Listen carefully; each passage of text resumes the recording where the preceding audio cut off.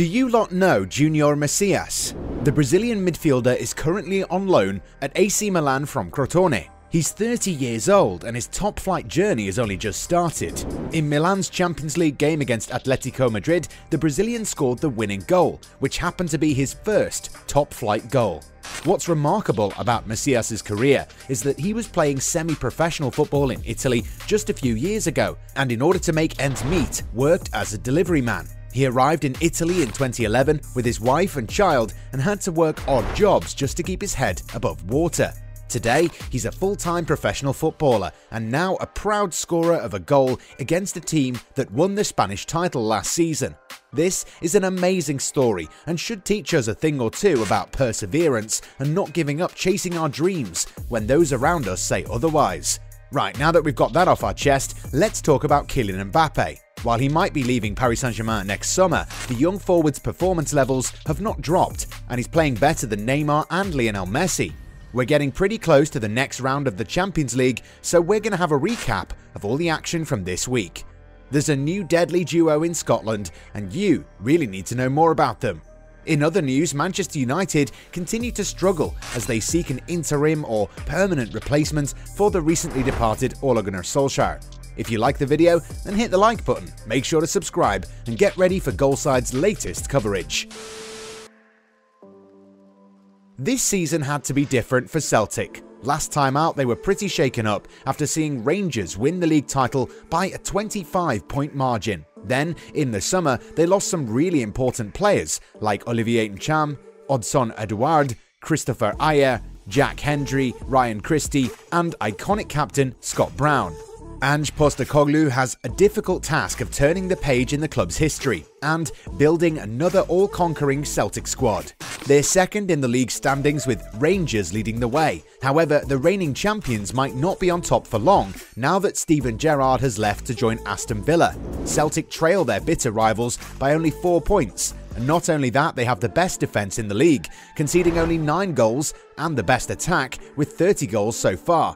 The offensive force is rejuvenated by 2 summer recruits, Portuguese star Jota and Japan international Kyogo Furuhashi. Between them, they have scored 11 of the 30 goals Celtic have scored. Jota arrived on loan from Benfica and needed to leave the club since he was never given enough minutes on the pitch, and then his previous loan spell at Valladolid was marred by injuries. Jota is walking on water right now. In 15 games in all competitions, he's scored 6 goals and provided 7 assists. The youngster combines efficiency with the spectacular, so he's a real joy to watch. And then there's Furuhashi, who signed from Vissel Kobe for only €5 million. The youngster has already scored 13 goals in 18 games in all competitions, and he's a very special player.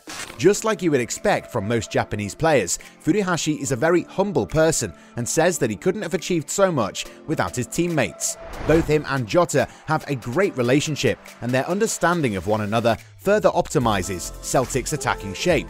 Celtic are definitely on the rise, and these two will define the club's immediate and possibly long-term future.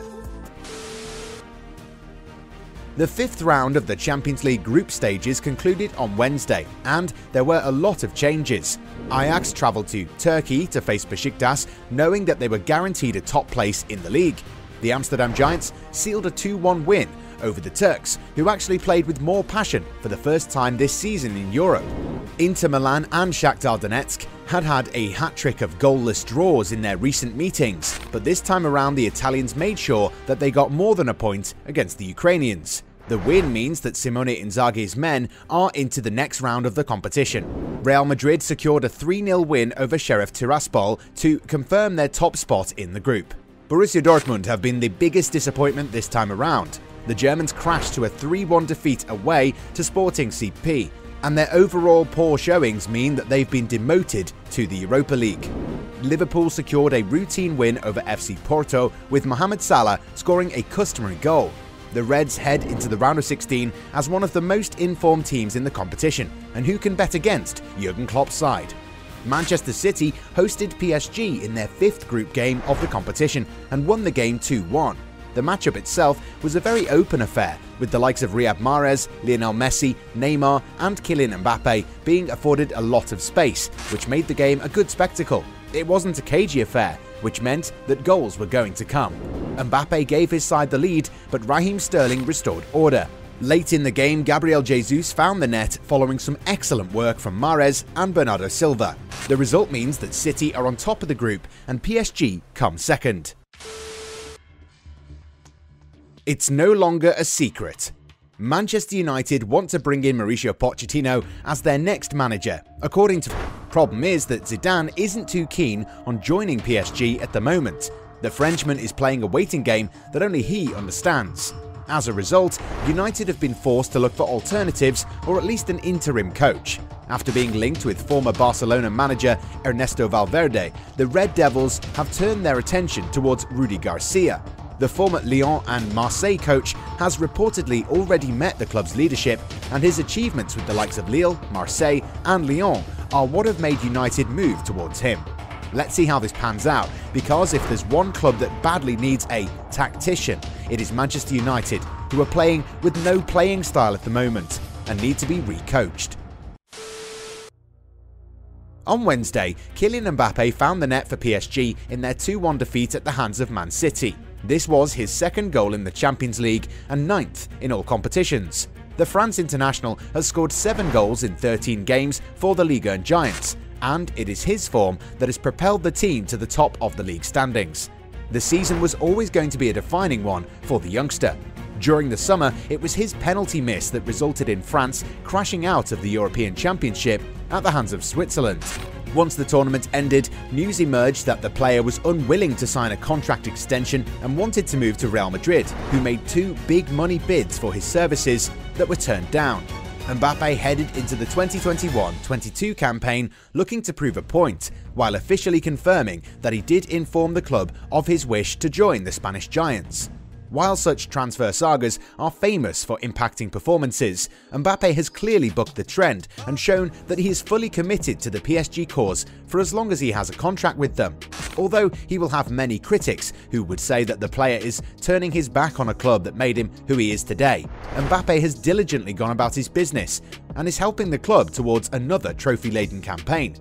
At the age of 22, Mbappé has time on his side, and he knows that he can win a lot of silverware and collect personal accolades as long as he works hard on the field, and that's exactly what he's doing.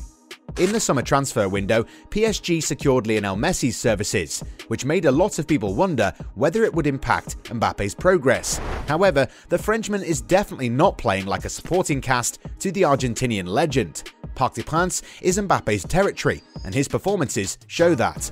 This season, we've also seen that Neymar is no longer playing with the same attacking flair that he normally does. The Brazilian has become a more well-rounded player and even helps the team defensively, which has naturally affected his attacking output. Despite playing alongside 2 of the most gifted players in the game's history, Mbappé continues to outshine both of them, while making his mark in PSG's history. Everyone expected him to become a global star, but no one saw it coming this early. And as PSG look to finally end their European heartbreak, you can be sure that Mbappé will have a special role to play. The Parisians are likely to finish second in the group, behind Manchester City, but they won't be worried much about where they finish as long as they get to play in the next round of the competition. And with the team playing really good football, does it really matter who they play?